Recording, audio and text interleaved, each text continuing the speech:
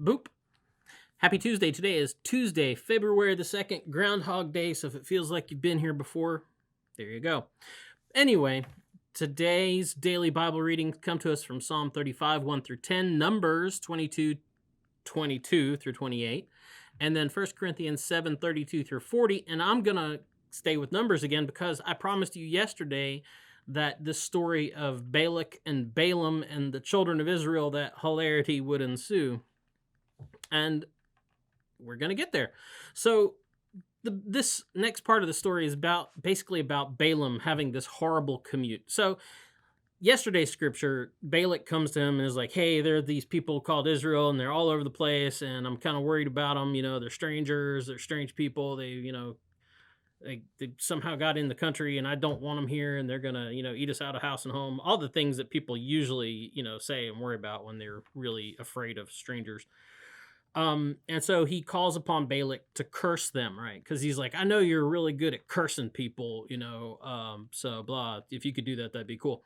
Well, Balaam, to his credit, tells the guy no, right? He tells him no like twice because God comes to Balaam and says, hey, I've already blessed these people, so you can't go around cursing them. And remember, like yesterday, we talked about how Balak uses language that's just like what God says to Abram about, he says it to Balak, I know those who you curse are cursed and those who you are blessed are, well, God's already been there, done that with Abram and his descendants and blessed them. So, he gives Balaam a strong warning. And like I said, to his credit, Balaam listens to that and tells Balak, no, God has already blessed them, so I'm not going to do this. You just need to go on. Word gets back to Balak.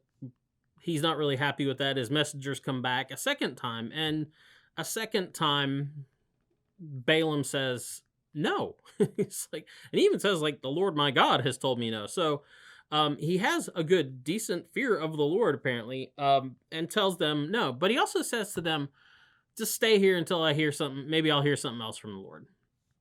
So that passage that we looked at yesterday ends with God coming to Balaam in the middle, in the night, speaking to him in the night and saying, if they're still here, just get up and go with them. But you're only going to do what I say. And so that's where yesterday's scripture left off. Today's scripture picks up the very next verse, and he actually gets up and goes with them.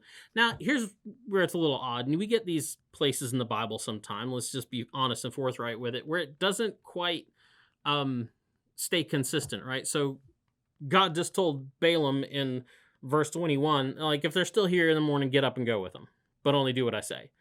Well, so that's what he does. And here it says, and God's angry with him because he went with him. And don't ask me why the sudden change. I don't know. I really don't know. I mean, there's some ideas about that. It could be because there were two versions of the same story that just kind of got crammed together.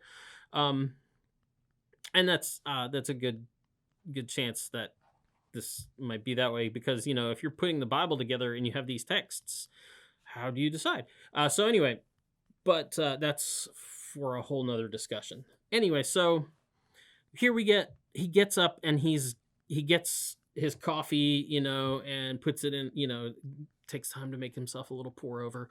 And he hits the road and has this horrible commute because God's angry with him. And God sends a fully armed angel down, well, in that time it wasn't like, he had tactical carriers and all that stuff. He had a big sword, and it was a heavenly sword. So that's a pretty bad day for Balaam.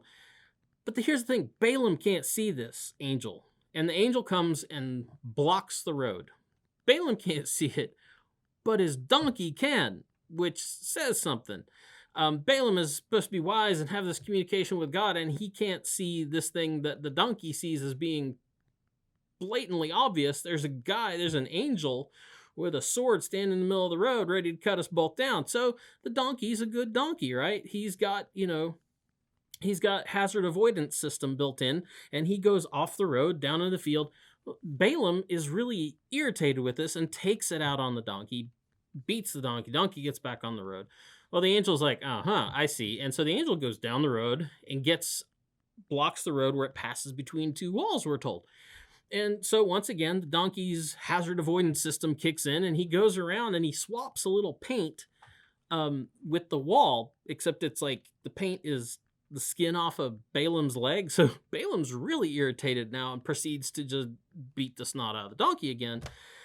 Well, the donkey avoids the angel, and I gotta wonder what the angel's like interior monologue is about this, as he's seeing this, because the angel goes further down the road and finds a spot where the road is so narrow through these two walls that there's nothing that the donkey can do.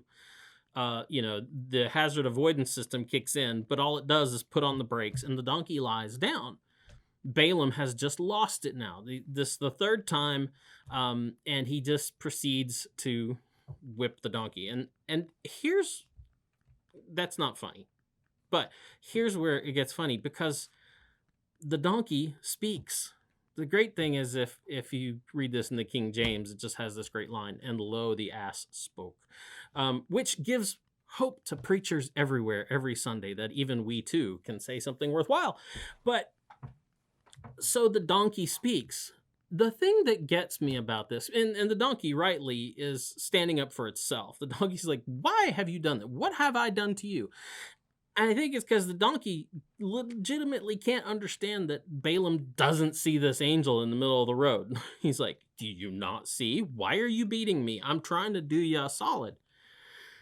The thing that gets me about this story is that Balaam is completely nonplussed by this. It doesn't catch him off guard. He's not like, my donkey just spoke. No, he continues the conversation with the donkey. And he's like, blah, blah, blah, blah, blah. And here's the thing. The angel now gets involved and takes the side of the donkey and says, you should thank the donkey, because I would have killed you and left him standing.